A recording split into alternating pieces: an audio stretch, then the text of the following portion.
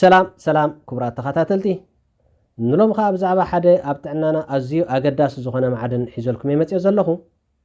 ንሱ ድማ ኣይሮን እንታይ ማለት እዩ ጥቕምታት ኣይሮን ዋሕድን ሳዕቤናትን ኣይሮን ከምኡ ኸ ምንጭ ኣይሮን ዝኣመሰሉን ካልኦትን በብሓደ ክንሪኦም ኢና ሰናይ ምክትታል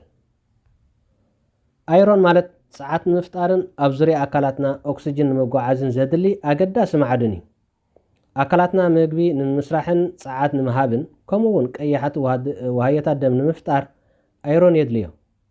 ቀያሕቲ ውሃየታት ደም ኣብ ዙርያ ኣካላትና ኦክሲጅን ስለ ዘጓዓዕዙ ኣብ ኣካላትና እኹል ዝኾነ ኣይሮን ከም ዘለና ምርግጋጽ ኣገዳሲ እዩ ገለ ሰባት ረብሓታት ኣይሮን ንምርካብ ምስቲ ትሑት መጠን ማእዛታት ዝመጽእ ጎናዊ ሳዕቤናት ንምውጋድ መመላእታ ኣይሮን ክወስዱ ይግደዱ ካብዚ ብምምጋጽ ገለ ካብ ረብሓታት ኣይሮን እንታይ ይመስል ክንርኢ ኢና ቀዳማይ ንጥዕና ጥንሲ የተባብዕ እዚ እንታይ ማለት እዩ ሓንቲ ነፍሰ ጾር እኹል ዝኾነ ኣይሮን እንተዘይብላ ጥዕና ዕሸልን ኣብ ሓደጋ ኣሎ ማለት እዩ ብኣንጻሩ ሓንቲ ነፍሰ ጾር እኹል ዝኾነ ኣይሮን እንተሃልይዋ ድማ ጥዕና ዕሸልን ዝተሓለወ ይኸውን ብኸምዚ ምኽንያት ከዓ ኣይሮን ኣብ ግዜ ጥንሲ ከም መመላእታ ዝውሰድ ካልኣይ ናይ ድቃስ ጸገም የመሓይሽ ሓደ ግዜ ሓደ ሰብ ናይ ድቃስ ጸገም ዝህልዎ ናይ ኣይሮን ጉድለት ክኸውን ይኽእል እዩ ተባሂሉ ኣይሮን ክወስድ ይግምከር ሳልሳይ ቀያሕቲ ውሃያታት ደም ንምስራሕ ይሕግዝ ራብዓይ ኦክሲጅን ንምጓዓዓዝ ሓምሻይ ድኻም ይቕንስ ሻርሻይ ትኹረት ይዕቢ ሻውዓይ ኣትሌቲካዊ ብቕዓትካ የተባብዕ ሻሙናይ ናይ ጨዋዳታት ሓይሊ ይዕቢ ታሽዓይ ድማ ናይ ምክልኻል ዓቕምኻ የመሓይሽ እዚ ኩሉ ረብሓታት ኣይሮን ንኣካላትና ንምድጋፍን ጥዑይ ኣነባብራ ክህልወና ንሕግዝ እኹል ዝኾነ ዓቐን ኣይሮን ኣብ ኣካላትና ምርጋጽ ድማ ነዞም ረብሓታት ኣይሮን ምርኣይን ዋሕዲ ንኸይፍጠርን ይሕግዘና ብመሰረት መጽናዕቲ ጥዕና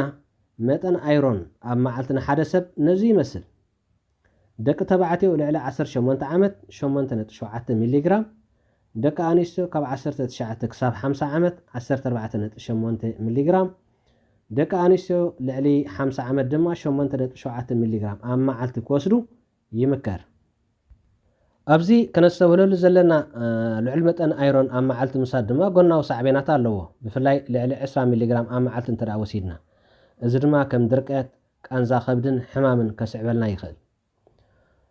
ኣዝዩ ልዑል መጠን ኣይሮን ብፍላይ ብህፃናት እንተተወሲዱ ቀታሊ ክኸውን ስለ ዝኽእል ኩሉ ግዜ ህፃናት ኣብ ዘይርኩ ቦታ ክነቕምጦ ይግባአና ወይ ከዓ ይምከር ካብዚ ቀፂልና እንሪኦ ድማ ብዛዕባ ምልክታት ዋሕዳ ኣይሮን እንታይ ይመስሉ ዝብል እዩ ዋሕዳ ኣይሮን ንዝኾነ ሰብ ደረጃ ማዕድናቱ ኣዝዩ ትሑት ዝኾነ ክጸልዎ ይኽእል ጎዳኢ ጎናዊ ሳዕቤናት ከስዕብ ድማ ይኽእል ብዝያዳ ድማ ነፍሰ ጾራት ኣትሌታት ከምኡ ድማ ናይ ምሕቃቕ መግቢ ጸገም ዘለዎም ሰባት ብዝያዳ የጥቅዕ ስለዚ ብዛዕባ ዋሕዳ ኣይሮን እንተተሻቒልካ ክትንቀቐሎም ዘለካ ምልክታት ድማ ኣለዉ ቀዳማይ ድኻምን ዋሕዲ ፀዓትን ሓደ ካብ ጥቕሚ ኣይሮን ኣብ ውሽጢ እቶም ኦክሲጅን ዝስከሙ ቀያሕቲ ውሃያታት ደም ዘለዎ ተራእዩ እንተኾነ ግን እኹል ኣይሮን እንተዘይብልካ ወይ ከዓ ብሕፅረት ኣይሮን ትሳቐ እንተኾንካ ድኻምን ዋሕዲ ፀዓትን ክስምዓካ ይኽእል ምክንያቱ ኣካላትና ፀዓት ንክሰርሕን ክንቀሳቐስን እዚ ማዕድን እዚ ኣዝዩ ኣገዳሲ ስለ ዝኾነ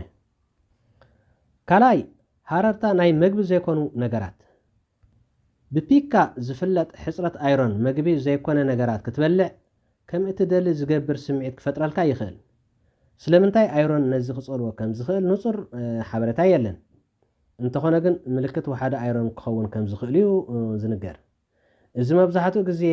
ኣብ ህፃናትን ኣብ ነፍሰ ጾራትን እዩ ዝርአ ሳልሳይ ፍሕሹ ቆርበት ንባዕሉ ምልክት ዋሕዲ ኣይሮን እኳ እንተዘይኮነ ዋሕዲ ኣይሮን ዘለዎም ሰባት ግና ካብ ልሙድ ንላዕሊ ፍሕሹ ዝኾነ ቆርበት ክህልዎም ይኽእል